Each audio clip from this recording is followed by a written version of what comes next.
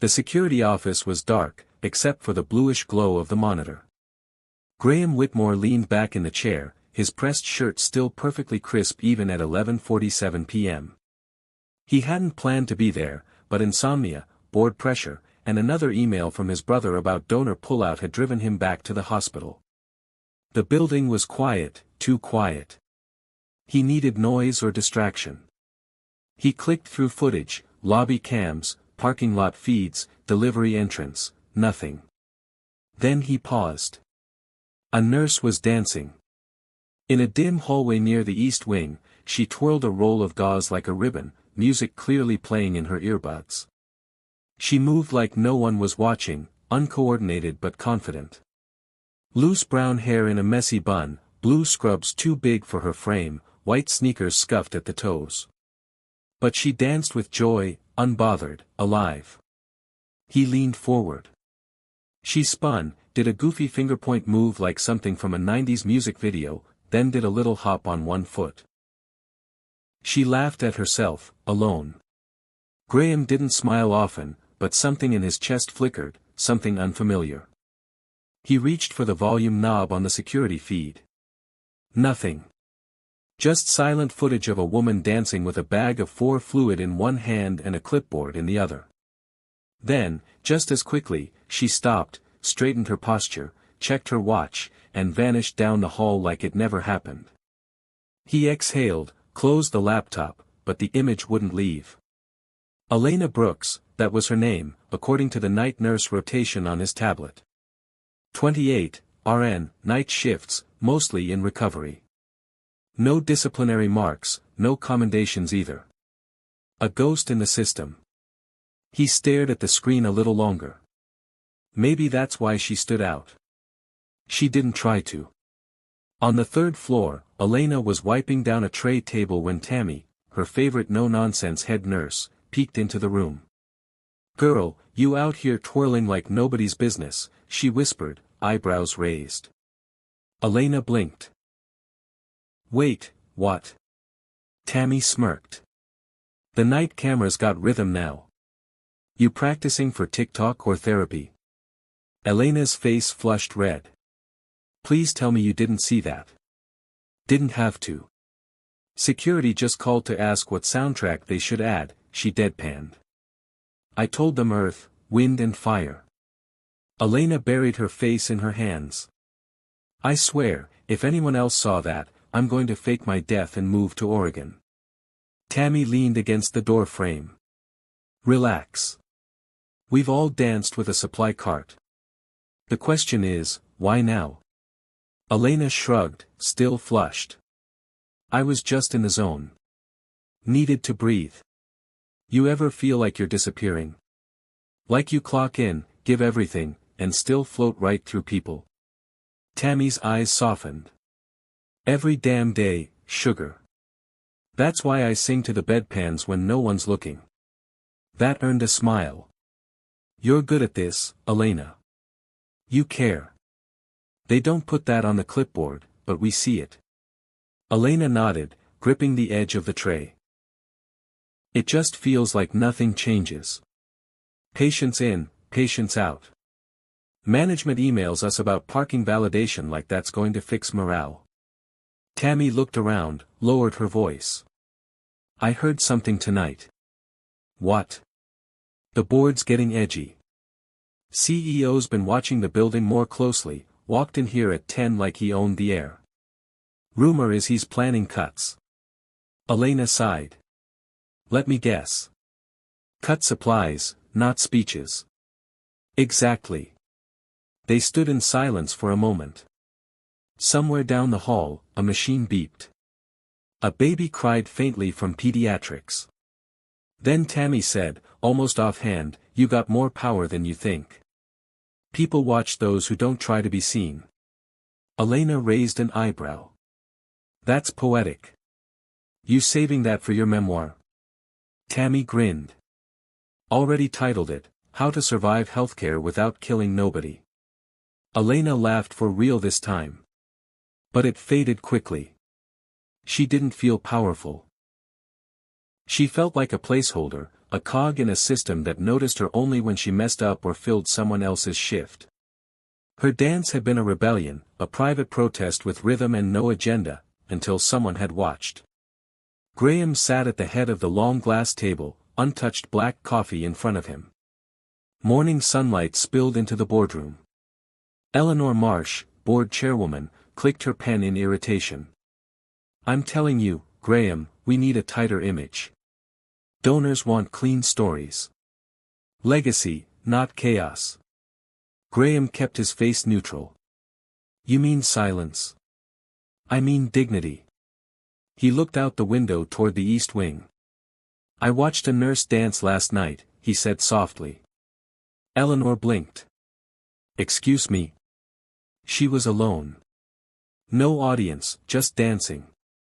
Is this a metaphor, or are we wasting time? It reminded me what we've forgotten. People, not just numbers. Eleanor pursed her lips. "We fund this hospital. You manage it. Stick to the roles." Graham's jaw tightened. "Sometimes you need to listen to the hallway, not just the top floor." Eleanor stood. "Then maybe you should take a walk down there more often." She left. The door closed with a barely audible click. He stayed seated. The image of Elena, headphones in, eyes closed, dancing like the floor was hers, looped in his mind. Unapologetic, free. What did it cost to feel that for 1 minute? At the nurse station, Elena checked her schedule. 3 doubles in a row, back-to-back recovery shifts. No time for dance breaks. No time to breathe. Kayla, the younger nurse who idolized her, peeked over her shoulder. "Hey, did you hear?" she whispered. "Please don't say what I think you're going to say. Someone on TikTok said the CEO is stalking night shift footage. Like, actually watching." Elena's heart stopped. Kayla continued, "They think he's looking for security problems, but I bet he's just bored and nosy." "Or looking for people to fire," Elena muttered. Kayla giggled. "Well, if he saw your dance, maybe he'll promote you to morale coordinator." Elena didn't laugh. Instead, she walked into the supply closet, shut the door, and leaned against the shelves of gloves and gauze. What if he had seen? What if the most powerful man in the building now knew her not as a nurse, but as a woman who danced to keep from breaking? Her hands trembled slightly as she pressed them to her face. Then she whispered, "Please let this all blow over." But outside, the story was just beginning. Elena held the coffee tray with both hands, arms tense, palms already sweating from the steam. 4 cups, 1 sugar-free, 1 black, 2 with almond milk, a small dish of lemon cookies on the side. She triple-checked the order. "Just drop it off and get out," she muttered under her breath as the elevator climbed toward the executive wing. "Don't speak. Don't trip. Don't breathe weird." She caught her reflection in the elevator's mirrored panel. Hair hastily tied back, shadows under her eyes, blue scrub slightly wrinkled at the waist. Nothing about her said, "I belong here." Still, there she was, riding to the top floor, where everything smelled like money and decisions. Ding! The doors opened with that delicate chime that made her stomach twist. The air was different up here, cooler, scented with eucalyptus and something floral she couldn't name. The carpet muffled her steps, but her heartbeat felt loud enough to echo. At the end of the hallway, the conference room door stood ajar. She could hear clipped voices, measured, controlled, not like the nurses' lounge, where laughter and exhaustion lived in equal measure. She stepped forward, took a careful breath, and nudged the door open with her foot. Delivery for the $10,000 shirt club, she meant to joke in her head, but as she entered, her toe caught the edge of the rug. Time slowed. She tried to recover. Her knee buckled. The tray tipped. 4 cups flew, one by one. They exploded onto the conference table like a choreographed disaster. Coffee splashed across documents, ran down the sleek glass surface. 1 cup, the cursed black coffee, hit Graham Whitmore directly in the chest. The lid popped. Liquid soaked his shirt, staining the crisp white fabric in seconds. Silence. No one moved. Not even the bored chair, Eleanor Marsh, who stared with the expression of someone watching a chandelier fall in slow motion. Elena stood frozen, eyes wide, one hand still holding an empty cup like it might save her. "Oh my God," she whispered. I tripped. "I'm so sorry. I didn't mean, I'll clean it. Please, I'll." Graham looked down at his chest, then back up at her. She braced for it, the look, the reprimand, the escort out. Instead, he said calmly, "Is it sweet?" Her lips parted. What? "The coffee. Is it sweet?" She blinked.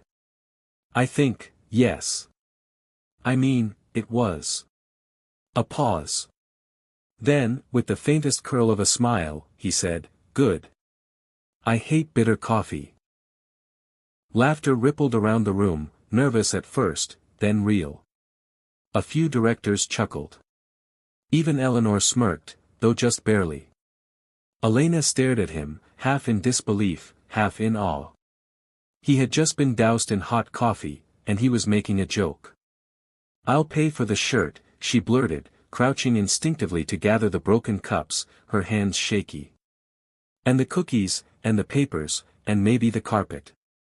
I'll sell a kidney."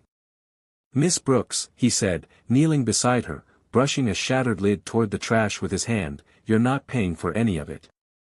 She froze. "You know my name?" He gave a short nod. "Of course. You're on third shift recovery. You've been working overtime for weeks." Elena's mind raced. "How? Why?" He added gently, "And this shirt costs more than your car. Probably more than both of our cars combined." She let out a short, nervous laugh. "Then I owe you 2 kidneys." He smiled. "A real one, not the kind executives wear to fundraisers, the kind that catches you off guard." Someone cleared their throat. "I'll call maintenance," Eleanor said dryly, already pulling her tablet away from the wet edge of the table. Elena rose, holding the ruined tray like a shield. "I'm so sorry," she said again, her voice smaller. "I didn't mean for any of this." "These things happen," Graham interrupted, his tone light but his gaze steady. "Go down to the front desk. Ask for a towel. Take a breath." She nodded, turned on her heel, and practically ran. The elevator couldn't come fast enough. As soon as the doors closed, she leaned back against the wall, clutching the tray like it was her last possession. "Brilliant, Elena," she muttered. "You just baptized the CEO in black coffee." She closed her eyes. "I'm going to be fired. Definitely. Probably today.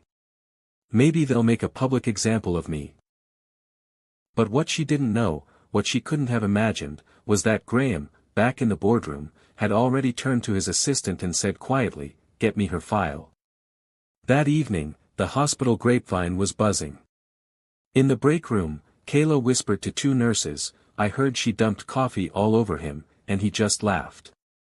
He laughed, one asked. "Yeah. And then he knelt down to help her clean it up." "No way." Dead serious. By the vending machines, the story had morphed. They said he asked for her by name. Like, actually said her name out loud. "Elena something." Tammy heard it all and just shook her head. This place never needed reality TV. Just give it one good spill.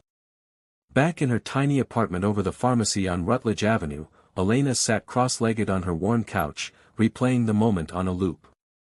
The tray, the slip, the splash, his shirt, his voice, "Is it sweet?" She buried her face in her hands again. What was that?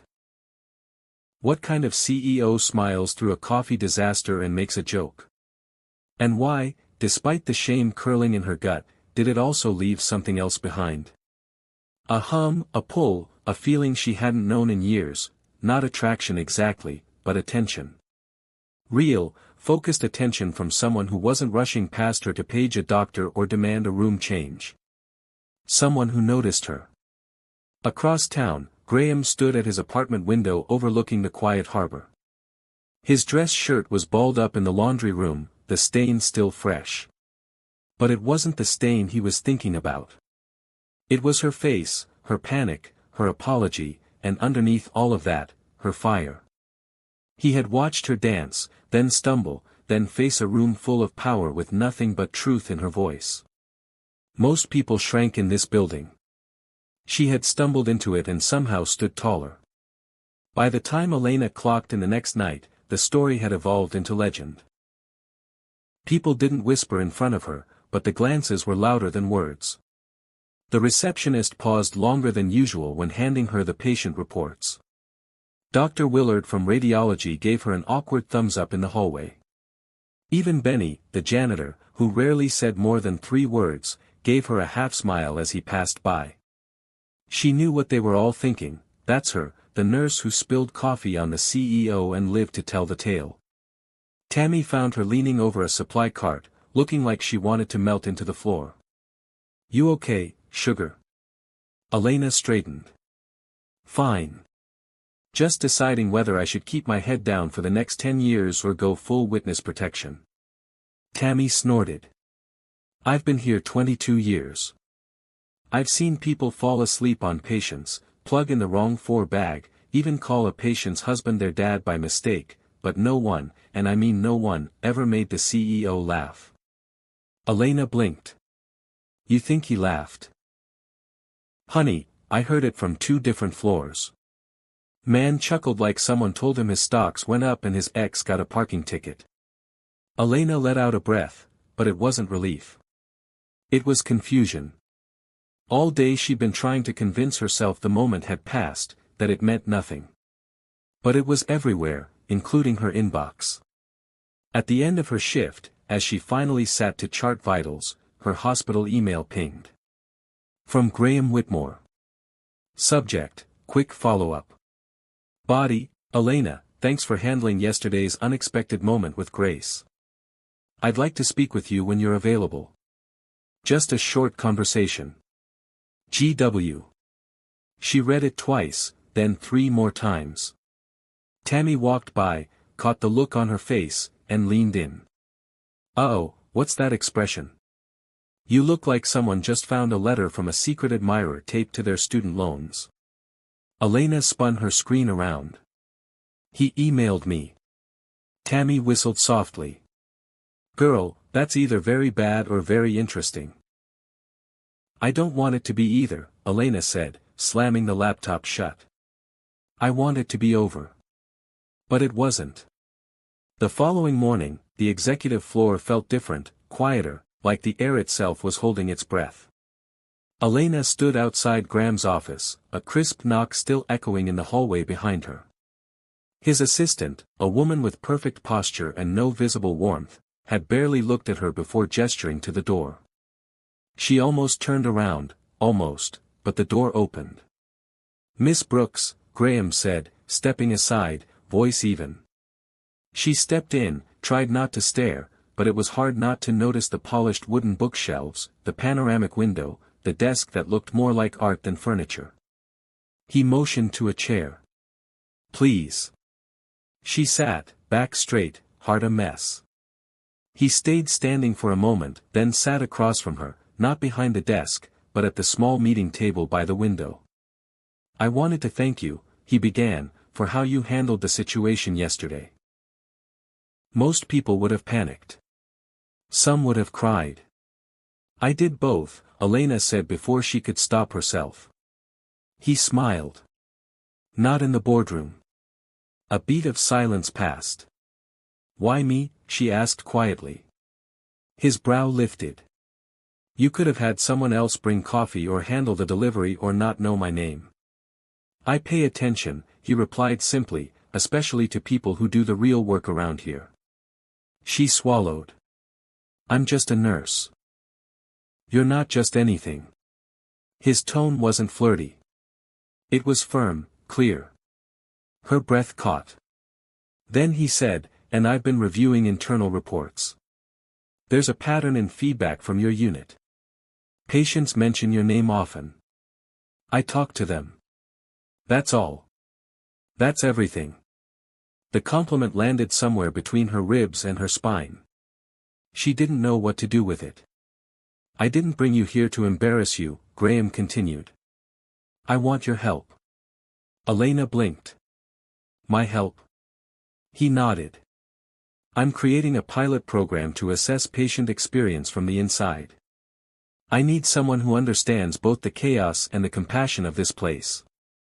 Someone who won't give me rehearsed answers." She stared at him. "You want me to what? Spy on my coworkers?" "No," he said with a small laugh. "I want you to speak truth about what's working, what's broken, what we never see from up here." She hesitated. "Why me?" He looked at her, and for the first time, his gaze softened, not as a CEO, but as someone a little tired of pretending. "Because when I saw you dancing, I saw someone who hadn't been seen in a long time, and someone who still chose joy anyway." Her breath hitched. He stood then, walked back to his desk, picked up a file, and handed it to her. "No pressure. Just think about it." She took the file. The folder was heavier than it looked. As she turned to go, he added, almost too casually, "You have a way of cutting through noise, Elena. I could use a little more of that." She didn't look back until she was halfway down the hall. When she did, he was still standing there, watching, not with pity, with curiosity. Back in the staff break room, Tammy was sipping coffee and solving a crossword when Elena walked in, eyes wide. "Okay, tell me everything," she said without even glancing up. Elena dropped the file on the table. "He wants me to consult." Tammy choked on her coffee. "Consult on what?" "How to make coffee less explosive." "On patient care." "On the system." "On what he doesn't see." Tammy stared. "Is this a joke? Like, is he testing you?" "I don't know. Maybe." Elena sat down across from her, the adrenaline starting to crash. "I've never been in a room like that, Tam. I kept thinking, what if I say something stupid? What if I freeze? What if I mess it up?" Tammy leaned forward. "You've already danced down a hospital hallway and turned a wardrobe malfunction into a miracle. If anyone can handle this, it's you." Elena exhaled. Outside the window, the morning light hit the garden courtyard just right, making the benches glow, the flowers look softer, the world slower. She opened the file. Inside were maps of patient flow, anonymous feedback from families, charts. Some made sense, some looked like ancient scripts, but there, in bold print on the first page, were 6 words handwritten in pen, honesty over polish. "Tell me everything." She stared at the words, and for the first time in weeks, she smiled. Not out of nerves, not out of fear, but because she realized something strange was happening. Someone had finally asked her to speak. And this time, she might actually be heard. Elena hadn't stopped thinking about the folder. It followed her into the break room, into recovery rooms, even into the corner booth at Myrtle's Cafe, where she sat with her untouched sweet tea and too much spiraling thought. Tammy slid into the seat across from her, holding a plastic cup of peach cobbler like it was a trophy. "You look like you've seen a ghost," Tammy said, peeling off the lid, "or worse, a grant proposal." Elena gave a weak smile and tapped the manila folder sitting between them. "Worse. A job offer I don't know how to do." Tammy dipped her spoon and pointed it like a wand. "You've been doing that job for years, just without the paycheck or the title. It's not the same. This is higher up. People in suits, people who say things like scalable improvement models and multi-phase outcomes while I'm over here trying to get 4 pumps to stop beeping at 3 a.m. Tammy took a bite and let the silence stretch. Then she said, "You ever think maybe they need someone who doesn't speak spreadsheet? Elena looked down at her hands. I don't want to mess it up. You won't. But what if, Elena? Tammy's voice cut through, gentle but solid. What's really got you scared? The job or him? Elena blinked. What? Tammy raised an eyebrow. The CEO. Mr. Tall, pressed, and mysterious. Elena opened her mouth to protest, but nothing came out. She glanced away, cheeks warming. Tammy smiled to herself. You can't lie to me. I've been watching you spin since the coffee incident. I don't get him, Elena said finally. He's this polished, perfect executive who reads patient files like novels and talks about honesty like it's a strategy. And somehow he knows my name. He saw me dance alone in a hallway, and instead of making fun of me, he gave me a folder and asked for the truth. Tammy stirred her cobbler. Maybe he's just smart enough to know where the truth lives. Elena looked out the window where Spanish moss hung like lace from the trees. A breeze swayed through the branches. It felt like the world was shifting just a little, and she wasn't sure she was ready. The next day, she stood outside Graham's office again, folder in hand. Her sneakers squeaked faintly against the marble floor. She knocked once. The door opened almost instantly. Elena, he said, stepping back. She noticed it again. He always made space for her, physically, conversationally. It disarmed her more than charm ever could. I read it, she said, holding up the folder. Twice. He waited. And I think I can help, but I need to do it my way. He nodded. That's the only reason I asked. She exhaled. Okay, then. He smiled. There's a staff meeting on Friday. Internal department leads, no press, no board. Would you be willing to share a 10-minute perspective from the floor? Elena blinked. You want me to speak in a room full of people who've actually taken business classes? Graham walked to his desk and picked up a small notebook. I've heard doctors talk about revenue metrics and floor expansion plans. But not once, has someone mentioned the nurse who sat with the woman crying over her mother's stroke or the tech who stayed late because a kid was afraid of sleeping alone in the pediatric unit. That's the story we're missing. Elena stared at him, uncertain whether to be flattered or afraid. What if I freeze? She asked, almost whispering. Then you'll breathe, and I'll be right there. Something about the way he said it made the room feel smaller, softer. She looked away quickly. I'll think about it. He nodded. That's fair. And just when she reached the door, his voice stopped her. Elena. She turned. Why were you dancing that night? Her mouth parted slightly. She hadn't expected him to ask. She hesitated. Because I needed to remember I was still here, still me. Some nights, it's the only way I feel real. He didn't smile. He didn't make a joke. He just nodded, like he understood. And in that moment, she believed he did. Later that night, Elena sat on the edge of Walter Jameson's hospital bed, adjusting the pillow behind his back. The jazz musician had been in and out of recovery for weeks, and they'd developed a routine. You look like you're holding a secret, Walter said, his voice scratchy but warm. I might be. You going to tell me or make me guess? She sighed. They asked me to speak at a meeting. Management stuff. Walter raised an eyebrow. And you said yes? I said I'd think about it. You afraid? A little. Maybe a lot. Walter chuckled, then winced, hand to his side. You know what the first rule of jazz is? Elena smiled faintly. Let me guess. Don't spill coffee on the conductor. He laughed, then winced again. Close, he said. Rule number 1 is, don't wait for perfect notes. Just start playing. She looked at him, letting that sink in. You think I can do this? She asked. He looked at her like she just asked whether birds can fly. Girl, you already are. Friday came too fast.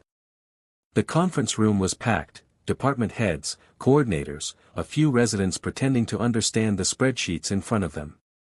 Elena stood near the back, folder clutched to her chest. Her heart was thumping so hard it echoed in her ears. Graham spotted her from across the room, gave her a nod. Just that. But it anchored her. They called her name. She walked to the front. Her sneakers squeaked again. Someone shifted in their chair. Someone else cleared their throat. Elena stood behind the podium and looked at the room, looked at the suits, the pens, the perfectly organized documents. Then she set the folder down, took a breath. I'm not here to talk about numbers, she said. I'm here to talk about noise, the kind you don't hear from up here. Like the sound a kid makes when their phone beeps and no one comes for 10 minutes. Or the sigh of a nurse skipping lunch to cover a shift.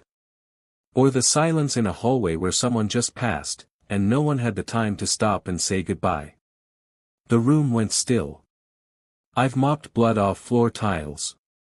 I've held hands in the middle of the night because families couldn't get there in time. I've danced alone in an empty hallway because it was the only thing keeping me from falling apart. She glanced up, saw Graham watching her, not with surprise, with respect.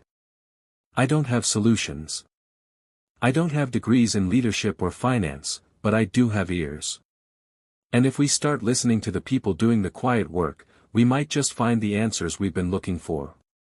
Silence stretched. Then someone clapped. Then another. And then the room was full of sound.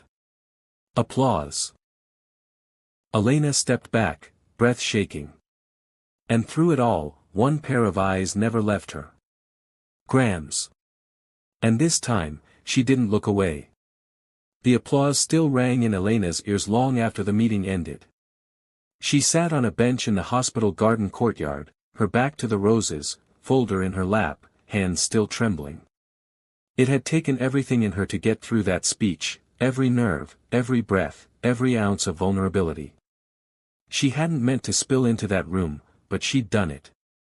Now the adrenaline had vanished, and what was left was something quieter, heavier. Elena. She turned. Graham stood just outside the garden's wrought iron gate, his jacket draped casually over one arm, sleeves rolled up, a glint of something unreadable in his eyes. Do you mind if I join you? She motioned to the open spot beside her without a word. He sat, leaving just enough space to be polite, but not distant. You were remarkable, he said. She shook her head, eyes fixed on the brick path. I was terrified. You didn't show it. Oh, I did. My hands were shaking so bad I nearly dropped the folder again. He laughed softly. Still, you said things no one in that room had the courage to say. She didn't respond. Not immediately. The breeze moved gently through the courtyard, stirring the soft pink petals at her back. I wasn't trying to be brave, she said finally. I just couldn't lie. Not after everything I've seen here. Graham studied her for a moment, the way someone might study a photograph they've looked at 100 times but only just started to understand. Elena, may I ask you something? She nodded. What made you stay in this job? With the hours, the pressure, the lack of recognition. Why haven't you left like so many others have? Her chest tightened. The answer came too quickly, like it had been waiting there all along. Because someone has to stay, she said quietly. Someone has to care when the system forgets to. The word sat between them for a moment, heavier than silence. Then Graham said, softer than before, I didn't expect you to change anything. I just wanted insight. But you've started something. She looked at him, unsure whether to feel proud or panicked. I didn't mean to make waves. The people who make the biggest waves, he said, are the ones who never plan to. A pause, then he added, almost too casually, would you join me for lunch? Not as a consultant. Just to talk. Elena's heart stuttered. She looked at him fully now, his tie loosened, his eyes calm but searching. There was nothing formal in his posture, nothing executive in his tone. It wasn't a meeting. It was an invitation. I don't usually eat during the day shift, she said, trying to sound light. I'm learning that about nurses, but I could make an exception. He smiled. I'll take that as a yes. The cafeteria was quieter than usual, mid-afternoon lull. Most people were back in meetings or on rounds. Graham stood in line with her, tray in hand, no assistant, no security, no one trailing behind him in tailored suits. You know they're watching us, Elena murmured as she picked up a bowl of fruit. I know, he replied, grabbing a bottle of water.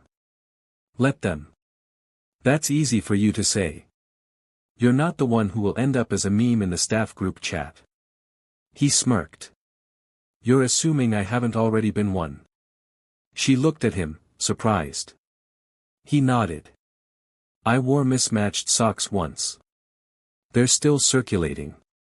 She laughed. And just like that, the tightness in her chest loosened. They sat in the far corner of the dining area, near a window overlooking the courtyard. For a while, they just ate quietly, comfortably. Then Graham asked, what did you mean in your speech about dancing to feel real? She hesitated, spoon paused midair. I guess I meant, she set it down. Sometimes you get so lost in caretaking, in routines, in trying to be what everyone needs, that you forget who you are. Dancing was a way to remind myself that I still had a self, one that didn't belong to the hospital or the patients or the shifts. Just me. He nodded slowly. I envy that. You envy dancing in a hallway with a mop. I envy having something that pulls you back to yourself. She looked at him then, really looked, and for the first time saw more than the CEO. She saw the man, and he looked tired, lonely even. Don't you have that? She asked. He didn't answer right away. When he did, his voice was quiet. I used to, before my father passed, before the board, before every decision felt like a battle. There was a silence between them, not awkward, but honest. Then she said gently, maybe you need to find a new way to dance. He smiled at that. Maybe I do. Back in the recovery ward, the gossip engine was running hot. Kayla leaned over to Tammy at the nurse's station. Okay, is it true? Did she go to lunch with him? Tammy didn't look up. You know I don't traffic in gossip. Kayla blinked. You've literally built your reputation on grapevine facts and cafeteria truths. Tammy smirked. I said I don't traffic in it. Doesn't mean I don't keep a well-stocked pantry. Kayla leaned closer. Well? Tammy finally looked up, one eyebrow arched. She had a Caesar salad. He had grilled chicken. They laughed. End of report. Kayla gasped. You saw them? I see everything, Tammy said, tapping her pen to her temple. Then, more serious, let her have her piece, Kayla. You don't know the weight that girl carries. Sometimes the last thing someone needs is your curiosity dressed as concern. Kayla bit her lip, chastised. Tammy softened. She's not chasing anything. She's just finally being seen. That's allowed. That night, Elena returned home and stood barefoot in her kitchen, staring at the kettle as it whistled. Her phone buzzed on the counter. New email. From GW, thank you for lunch. For honesty. For reminding me what matters. Graham. She read it 3 times, then set the phone down, wrapped her arms around herself, and closed her eyes. For the first time in a long time, she felt like something was unfolding. Not fast, not wild, but slow, steady, and real, and maybe, just maybe, worth the risk. The next morning, Elena stepped into the staff lounge only to be greeted by an unexpected sight. The television, usually reserved for daytime reruns or muted news, was playing a slideshow, hospital fundraiser clip set to soft piano music, volunteers handing out blankets, nurses laughing with patients, kids painting murals. She was mid-reach for her coffee when the next frame appeared. It was her. Not posed, not filtered, just a still from security footage, mid-spin, mop in one hand, her ponytail caught midair, a ghost of a smile on her face. Elena froze. The room fell quiet. Tammy stood behind her, arms crossed. "I didn't know they had footage," Elena said, her voice barely audible. "They pulled clips for the donor video," Tammy replied. "Apparently, someone insisted your dance stay in. Said it was the heart of the whole thing." Elena's mouth went dry. "Someone?" Tammy raised an eyebrow. "Starts with AG, ends with your boss has a crush." Elena's heart knocked hard against her chest. Tammy didn't grin. She didn't smirk. Her tone shifted, low, steady. "I'm serious, honey. This kind of thing doesn't happen by accident. He's watching, but not in a bad way. In a noticing way, and not just you, the whole floor. He's showing people what matters." The screen changed to Walter playing a harmonica for two children in wheelchairs, then to Kayla braiding a little girl's hair during treatment. Elena exhaled slowly. "I don't know if I'm ready to be a symbol." "You already are. Might as well pick the pose." She turned to leave, but Tammy caught her arm gently. "Just promise me you'll protect your heart while all this changes. He seems good, but Power's a tricky dance partner." Elena nodded. "I promise." Later that afternoon, she found herself on the executive floor again, not by invitation, by curiosity. She told herself she needed to return a report in person. But when she stepped off the elevator and saw him in his office standing with someone else, something shifted in her. A woman, tall, elegant, perfectly composed, stood beside Graham's desk, laughing as if the air belonged to her. She wore a white blazer and a confidence that didn't ask permission. Elena paused outside the glass wall, just long enough to catch the way the woman touched Graham's sleeve, just long enough to see the way his expression softened. She turned before they could see her, walked briskly back toward the elevator, throat tight. She didn't even realize she was holding her breath until the doors closed behind her. Back on the floor, Elena tried to focus, but everything felt off. Charts were harder to read. Conversations blurred. Even Kayla's endless questions about floor placement felt like background noise. She went to check on Walter, needing a familiar anchor, but his room was empty. Discharge papers signed, the bed already stripped. She stood in the doorway longer than necessary. Gone. Everyone leaves eventually, she thought. Hey. She turned. Graham. He looked surprised to find her there. I stopped by your desk. They said you were on the floor. I needed movement, she replied. They stood in the hallway between patients and paperwork, where things always felt more real. He gestured toward the room. He wanted to say goodbye, but you were with a new admit. I know. I didn't think he'd leave so soon. He left a note for you. Graham handed her a folded napkin, scribbled in shaky pen, keep dancing, even if no one's watching.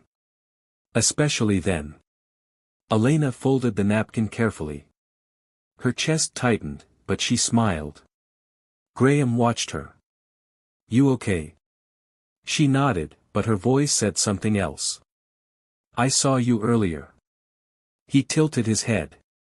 Saw you in your office. With someone. Understanding flickered in his eyes. Victoria. The name landed like a cold glass of water in her lap. She's a surgeon, he added. We were involved years ago, before I moved here. Elena looked away. You don't owe me explanations. Maybe not. But I don't want things left to assumption either. Her fingers tightened around the napkin. She's impressive. She's complicated, he said simply. And she's here to pitch a new partnership for surgical outreach. That's all. Elena nodded, pretending that settled things. But something lingered in her tone. This, whatever this is between us, it's complicated, too. Graham stepped closer, voice low. I'm not asking for anything you're not ready to give. Her eyes flicked to his. And if I never am? I'll still listen when you speak. I'll still back your work. And I'll still be grateful you spilled coffee on me. She exhaled a laugh, a real one, but it trembled on the edges. I don't want to be part of some office legend, she said. I want to be useful. You are, he said, in ways you don't even see yet. A nurse rushed by with a rolling vitals cart. The moment broke, but not completely. Graham touched her elbow, brief, respectful. Take your time. I'm not going anywhere.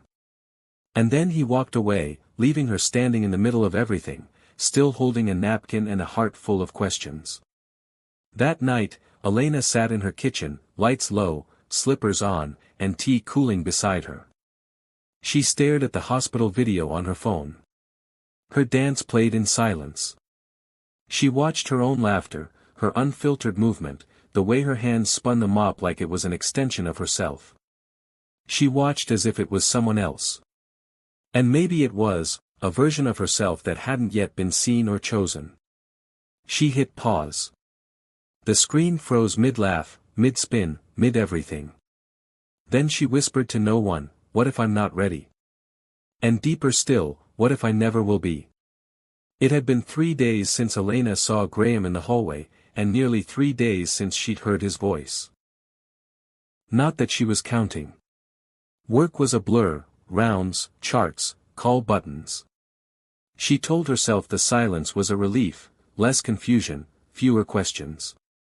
But somewhere beneath her calm professionalism was a pulse of unease she couldn't quite shake. She walked into the staff meeting room 10 minutes early, expecting a quiet seat by the back window. Instead, she found a room already buzzing, and at the center of it, Dr. Victoria Hale. Victoria stood confidently in front of the projector, flipping through slides like she'd been rehearsing them in her sleep.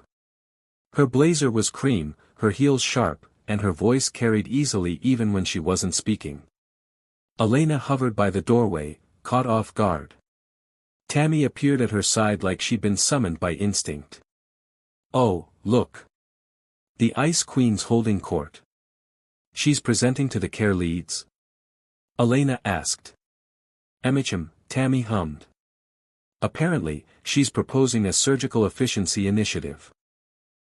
One that involves reallocating certain nursing resources. Translation, less help for more work. Before Elena could respond, Graham entered from the side hallway, calm, composed.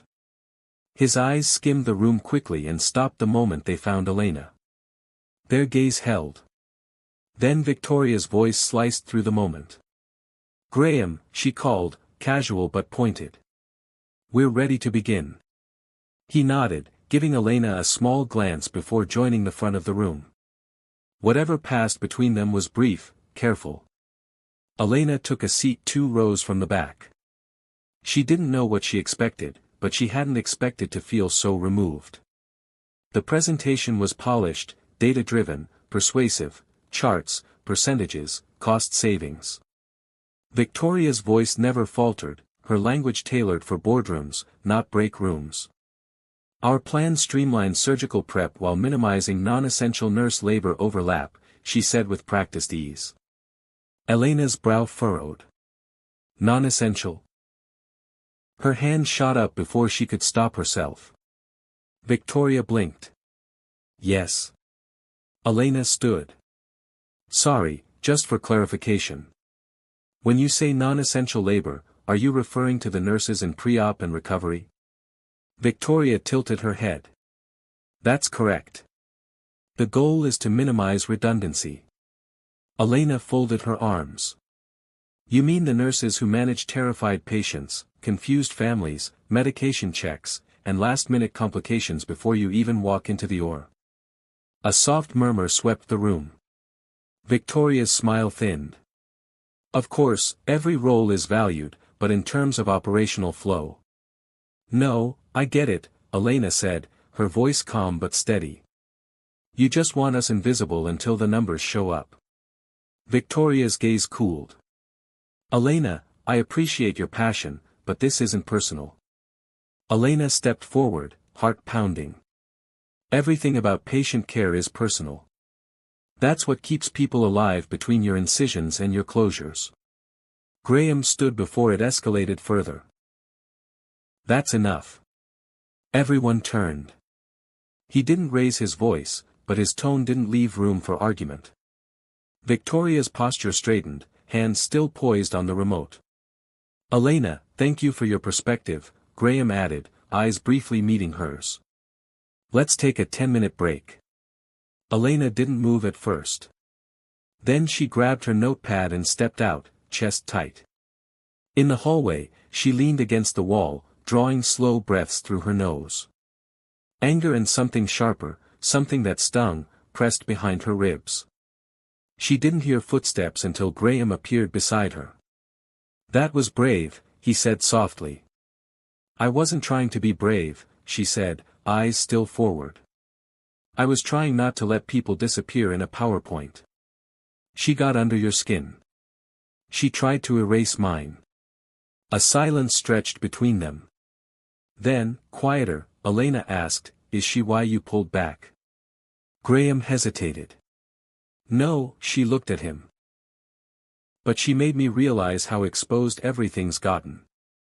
The story, the hallway footage. He paused. Us. There is no us, Elena said quickly. Too quickly. He didn't flinch. Maybe. But the idea of you being used or hurt because of it, I didn't know how to protect you without making it worse. I don't need protection, she said, throat tight. I know, he said. But I care. That's not a strategy. That's just the truth. She turned to him fully now, frustration and something more tangled in her chest. You say all the right things, she whispered. But I don't know where I stand with you, Graham. I can't be part of some quiet secret just because it's inconvenient for a board meeting or your reputation. I'm not ashamed of you, he said instantly. Then why does it feel like I'm always standing just outside the room? His jaw clenched, but his voice stayed calm.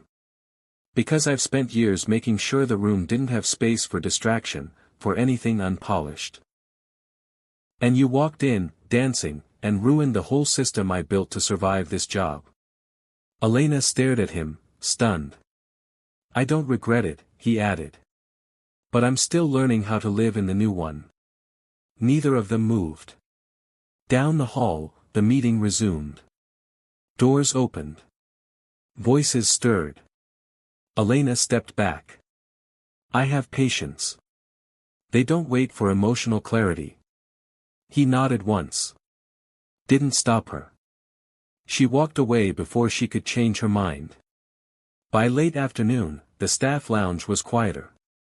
Just her and Tammy organizing supply bins in tired silence.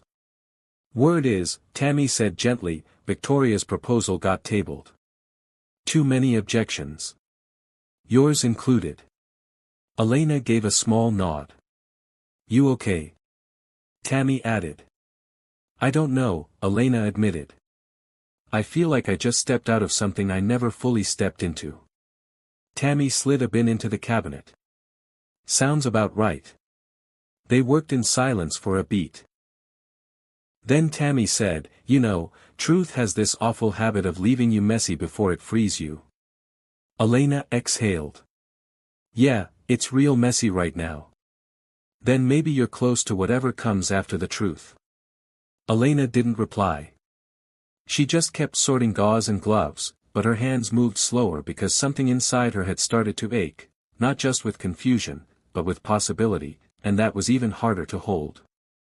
The rain started sometime after midnight, soft and rhythmic against the windows of Charleston Grace. Elena had just finished transferring her last patient and was sitting at the nurse's station with a cooling cup of tea and a stack of charts she couldn't bring herself to finish. The hallway was unusually quiet, no code calls, no alarms, just the hush of sleeping patients and the muted echo of rainfall. She let her head rest on the back of the chair for a moment, eyes closed. Then came the sound. Footsteps. Measured, familiar. She didn't have to look up to know who it was. "I thought you didn't visit the floors during night shift," she said without opening her eyes. Graham's voice was low. "I couldn't sleep." She opened her eyes slowly. He stood there in dark slacks and a light blue dress shirt, sleeves rolled up, no tie. Something about him looked more worn than usual, but not tired. Just exposed. "Maybe you should try dancing in a hallway," she offered. He smiled faintly. "Tried that. Turns out I'm less graceful than you think." Elena raised an eyebrow. "That's bold, assuming I'm graceful." He stepped closer, then leaned against the counter across from her, folding his arms. "The first time I saw you," he said, "you were spinning around like the world didn't weigh anything." She held his gaze. "The first time I saw you, you were covered in espresso and still managed to look unbothered. I was completely thrown. You didn't show it. That's what I've been trained to do. Hide the fall." A silence stretched between them. Elena turned her attention to the rain-streaked window. "I don't know what we're doing," she said, barely louder than a whisper.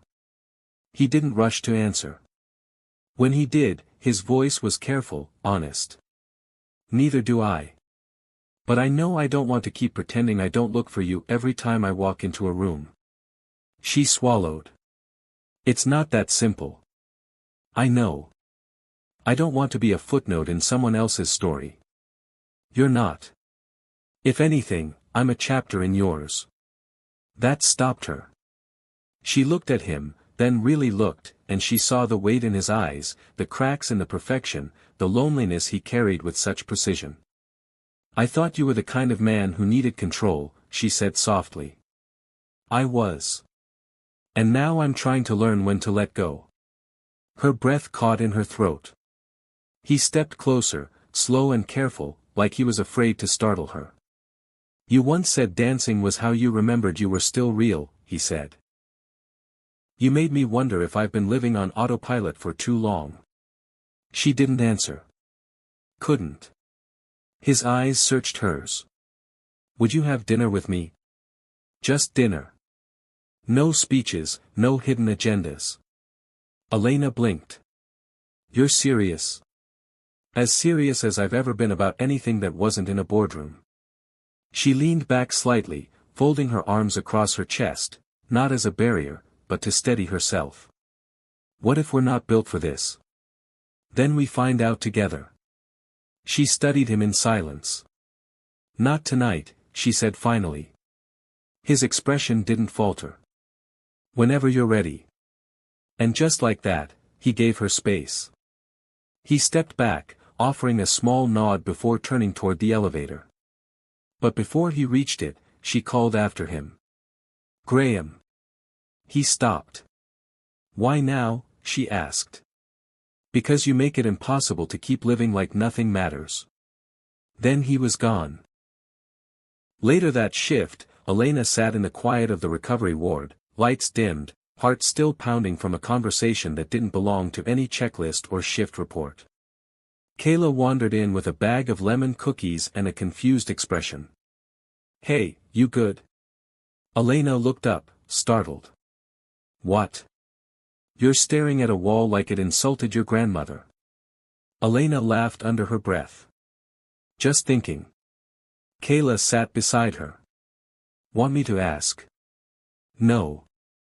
"Want me to not ask, but still hang out so you don't spiral into a dramatic mental monologue?"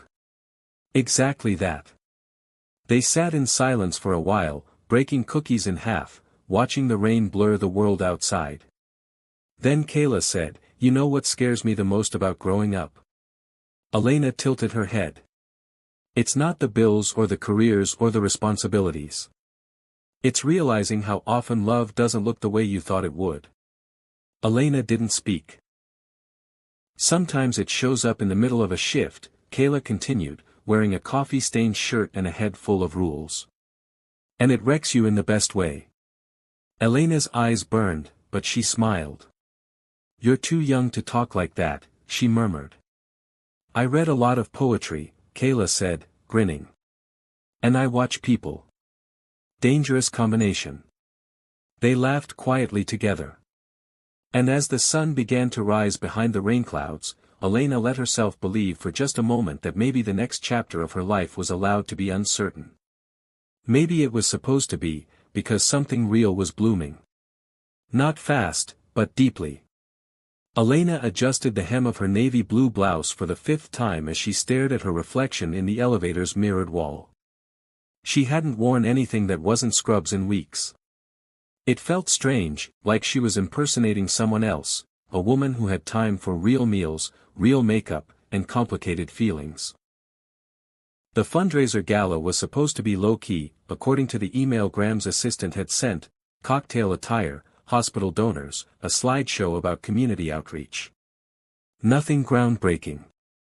And yet, her stomach had been doing quiet somersaults since noon. The elevator chimed as the doors opened into the main hall of the Charleston Grace Foundation. The room glowed with warm lights and soft jazz. Linen-covered tables circled the space, each adorned with tiny tea candles flickering beside flower arrangements in pale pink and white. It was beautiful. It was overwhelming. Elena. She turned just as Kayla nearly skidded to a stop beside her, wide-eyed and bouncing slightly in her heels. You look incredible, Kayla whispered, looping her arm through Elena's. Like if Grey's Anatomy and Vogue had a crossover episode. Elena laughed softly. You're ridiculous. Kayla leaned in. He's already here. And yes, he noticed you walk in. Elena's heart caught. Who? Kayla gave her a look. You're going to play dumb now? Before Elena could form a sarcastic response, a voice came from just over her shoulder. Excuse me, ladies. She turned. Graham. He was wearing a charcoal gray suit, no tie, collar open, relaxed, confident, and somehow more human than ever. Elena, he said, eyes warm, voice low enough for her to feel it more than hear it. You came. I was promised cookies and non-profit pitches, she replied, a soft smile tugging at her lips. How could I resist? Graham's mouth curved into something half-smile, half-secret. There's a seat next to me at the front, if you'd like. Kayla squeezed Elena's arm. She'd love that. And then she vanished. Graham offered his hand, and Elena hesitated just long enough to notice it, then took it. The gala unfolded in waves: speeches, applause, a few donor videos about expansion projects and scholarship programs. But as the lights dimmed for the final presentation, Graham leaned toward Elena and whispered, I haven't seen this one yet. She gave him a sideways glance. Not even the CEO gets a preview? Apparently not. The screen flickered to life. Soft piano music began. Photos of Charleston Grace, children smiling in pediatric care, nurses tending to elderly patients, a tech giving high fives to a teen in recovery. And then, her. Elena dancing.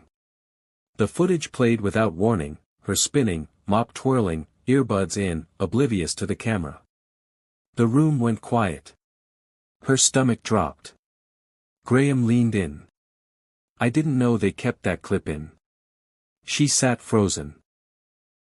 On screen, her laugh lit up the hallway, unfiltered, unbothered, alive. The music swelled. The slideshow faded into black.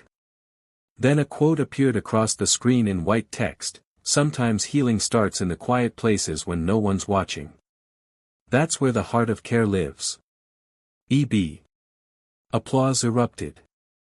Elena blinked, stunned. She turned to Graham. What was that? I added your quote, he said. They must have left the clip. Her voice cracked. You didn't tell me. I thought you'd say no. You didn't ask. I'm sorry. She stood quickly. I need a minute. The applause still rang in her ears as she slipped out into the side hall, heart racing. The walls felt too close, her throat too tight. Footsteps followed a moment later. Elena. She turned sharply. You don't get to do that. Graham stopped, frowning. Do what? Use me as some symbol without warning me first. You don't get to put my face on a screen and then act surprised when I react. I didn't do it to exploit you. Then why? He stepped forward, slower now. Because people needed to see what care really looks like, not just charts and policy. But you, she paused. I didn't ask to be seen like that. I know, he said softly. But the world needs to. She looked at him, eyes shining but unshed. Do you know what that felt like? Sitting there, surrounded by people I don't know, watching myself dance like a fool. Like I don't have anything to lose. You don't look like a fool, he said firmly. You look alive. She shook her head. I looked exposed. And yet no one looked away. That stopped her. The silence between them stretched, long and charged. Then he said, gentler, Elena, you've been hiding in plain sight since the day I met you. I wasn't trying to put you on a pedestal. I was trying to reflect what was already shining. She folded her arms, more to steady herself than to block him. I don't know if I can be part of your world. You already are. What if I fall apart? Then I'll be there when you do. Her voice dropped to a whisper. What if I let you in, and it ruins everything? Graham took a step closer, his tone like a promise wrapped in breath. Then we rebuild it together. Elena looked up at him, unsure if she was falling or finally landing. She didn't move, but she didn't walk away either. And that, for now, was enough. Monday arrived with the kind of Carolina sun that made the sidewalks shimmer and the air smell like magnolia and coming storms. Elena stood at the corner of the Charleston Grace courtyard, sipping a lukewarm iced coffee she hadn't actually wanted, her mind still wrapped around the gala like it was a dream that hadn't ended properly. She hadn't seen Graham since. He'd given her space, and she'd taken it, more out of necessity than decision. The image of her dancing, projected on that screen for strangers to applaud, had settled into her chest like a splinter. She understood the gesture. She even believed his intentions were good. But good intentions still left bruises. Elena. She turned to find Kayla bounding up the path, her badge swinging from her neck and hair pulled into a high puff of enthusiasm. Emergency staff meeting. 10 minutes. Admin wing. Do we know what it's about? Kayla shrugged. Tammy said it's something major. And she looked tight, you know that face she makes when she knows something but won't tell you yet. Elena followed her inside, a knot forming in her stomach. Whatever it wasn't routine. By the time they reached the boardroom, it was standing room only. Nurses, techs, even a few department heads, all clustered in tense silence. Tammy caught Elena's eye from across the room, then looked away quickly. Graham entered from a side door, papers in hand, jaw set. Victoria was already seated at the front. Elena's chest tightened.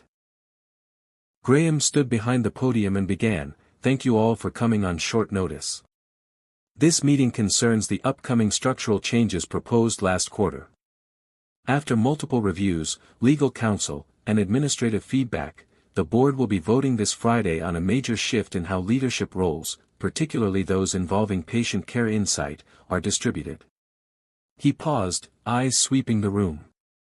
As part of that shift, a new role will be proposed, a patient care liaison, designed to represent the voices from the floor in every administrative decision.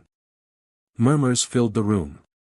Graham continued, "This isn't ceremonial. This role would attend board meetings, sit in on hiring decisions, and provide direct recommendations from staff and patient experience." Now the room buzzed. Someone near the back called out, "Who gets the job?" Victoria stood before Graham could respond. The board has requested a vote, she said smoothly. While administration can recommend, the floor will decide. Nominations close Thursday. Graham's expression gave nothing away. Elena's throat went dry. Tammy stepped forward then, voice calm but resolute. I'd like to nominate Elena Brooks. Every head turned.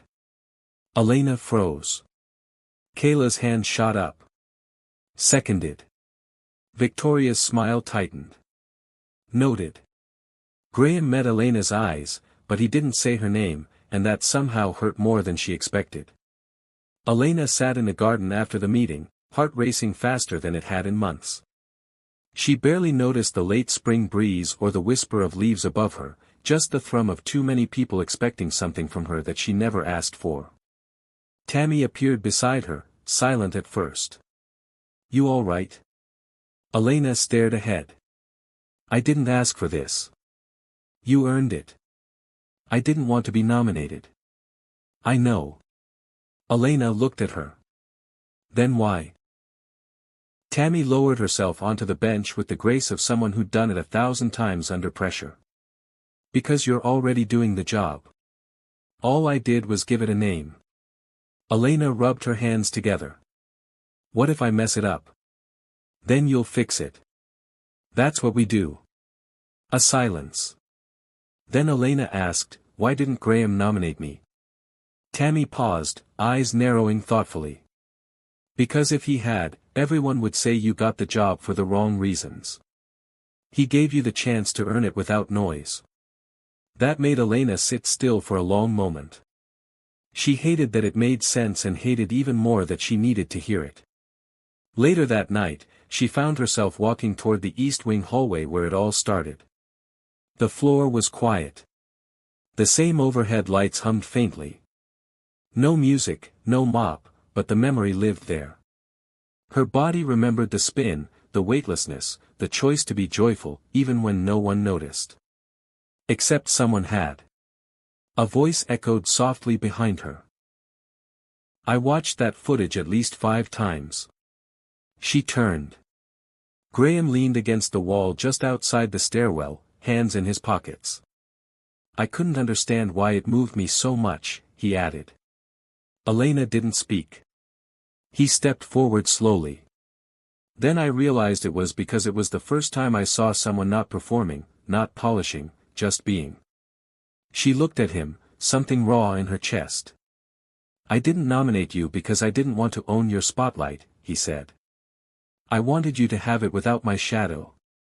I don't need protection, she said, her voice steadier than it felt. I know, he said. That's not why I'm here. Then why? Because I still care. A beat, then another. Elena took a slow breath. If I take this role, if I actually win it, things will change. I hope so. For both of us. I know. She stepped closer, their faces only a breath apart now. I'm scared, she admitted. Me too. But neither of them moved. And in that quiet hallway where it all began, surrounded by flickering lights and everything unspoken, Elena felt the earth shift just a little under her feet, not from falling, but rising. The boardroom was colder than usual, not in temperature, but in energy. Something stiff lingered in the air, like too many expectations pressed up against the walls. Elena sat at the far end of the long glass table, palms resting flat, waiting for her name to be called. It was Friday, voting day. Across from her sat the other nominee, a department manager from radiology named Mark Leland, kind, competent, a safe candidate. He smiled politely, but his eyes flickered with a kind of distant certainty that unsettled her. Graham hadn't spoken to her all morning. He entered late, walked past her without a glance, and sat down beside Eleanor Marsh, the board chair. The message was clear: distance, professionalism. But inside Elena, everything twisted. Eleanor tapped her pen against a folder and began. We're here to finalize the vote for the patient care liaison position. 2 candidates. 1 vote per board member. No deliberation. You've reviewed the packets, heard the staff input. Let's proceed. She passed around small ballots, simple slips of paper. Elena sat motionless, heart hammering in her chest. She'd spent years running on adrenaline, but this was something else. This was exposure, no code to respond to, no monitor to silence, only silence and a choice. One that could rewrite everything. As the votes were collected, she glanced up. Graham was looking at her, and his face said everything his voice hadn't. I believe in you. I'm still here. But then Eleanor began reading the results. Mark Leland. 6 votes. A pause. Elena Brooks. She hesitated. 9. A breath caught in Elena's throat. For a moment, the words didn't land. Then applause broke out, scattered at first, then growing. The staff in the back of the room stood. Kayla clapped like her life depended on it. Tammy just gave her a knowing nod, like she'd seen it coming all along. But Elena didn't move. Not until Eleanor's voice cut through the celebration. Congratulations, Miss Brooks. You've earned the seat. You'll begin attending administrative sessions starting next week. You'll also report directly to the board, not the executive staff. The statement wasn't casual. It was sharp, deliberate. Elena looked at Graham. He didn't flinch, but something in his posture shifted, and that's when she realized they were separating her from him. Later that afternoon, Elena found herself back in the garden, alone. Or so she thought. You made them listen, came a voice behind her. She turned. Graham stood under the archway, hands in his pockets, rain threatening the edges of the sky above them. I didn't do it alone, she said. You carried every piece of it. But now I'm cut off from you, from your team, from everything we started together. He stepped closer, voice lower. They want to control what you say before you say it. If I stay too close, they'll say I'm influencing you. You're the one who started this, she said, eyes locked on his. You gave me the folder, the voice. And I'd do it again, he said. But now you can't be in the room when I use it. That's the price, he said quietly. For now. For now, she repeated. I hate that phrase. He looked away, and something in her broke a little. You told me once that you didn't want to keep living like nothing mattered, she said. But now, when it does matter, when I matter, you're suddenly silent. His eyes met hers, pain flickering there. This isn't silence, Elena. This is survival.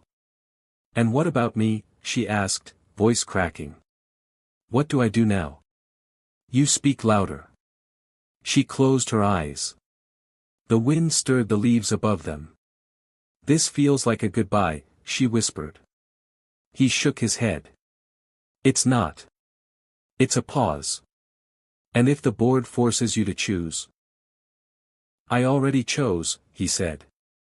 She looked up, startled. I chose this hospital. I chose change. And if that means stepping back so you can lead, I'll do it as many times as it takes. Elena blinked back the weight in her eyes. Then, slowly, she reached into her pocket and pulled out the folded napkin Walter had left her. Keep dancing, even if no one's watching. Especially then. She handed it to Graham. He read it once, then twice, then pressed it into his palm like it was something sacred. I'll be watching, he said softly. Even when I'm not in the room. And with that, he walked away, not as a CEO, not even as a man in love, but as someone letting her go so she could rise. The first time Elena sat in a boardroom as patient care liaison, the room didn't shift for her. No one rose. No one paused their conversation. The seats stayed full, and the glances were polite at best. She slid into her assigned chair at the far end of the table, no placard, no welcome, no nod of recognition, just her and a leather-bound notebook she couldn't bring herself to open. She wasn't surprised. She'd expected the frost, the performative silence, the way a few department heads leaned in to whisper just loud enough for her to hear, but it still landed like a weight across her shoulders. Eleanor Marsh called the meeting to order: numbers, updates, staffing, logistics. Elena listened, waited. Her moment was 15 minutes in. She stood when prompted and cleared her throat. "I've spent the last 10 days meeting with recovery nurses, pediatric night shift, ER floaters, and custodial staff. These are the people who live in the margins of this system, the ones who see things you won't find in quarterly reports or satisfaction surveys." Her voice was steady, clear. "I've gathered 35 written responses.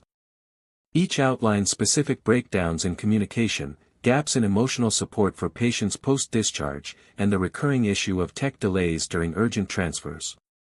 She looked up, then directly at Eleanor. "I've highlighted 3 of the most immediate problems. If we act now, we can save money and prevent mistakes." Eleanor nodded stiffly. "Please submit that in writing." "I already have, but I'd like to discuss it now." The room shifted, barely, but enough. Graham said nothing. He didn't need to. She stood alone. "I'll circulate the report again," Elena said, her voice unshaken. "But, respectfully, silence from this table is why I'm here in the first place." A pause. A long one. Then someone down the line murmured, "I'd like to see that data." Another followed. "Me too." The meeting moved forward, but the energy had changed. They didn't lean away anymore. After the meeting, Elena walked out into the corridor, her legs finally registering the tension they'd held.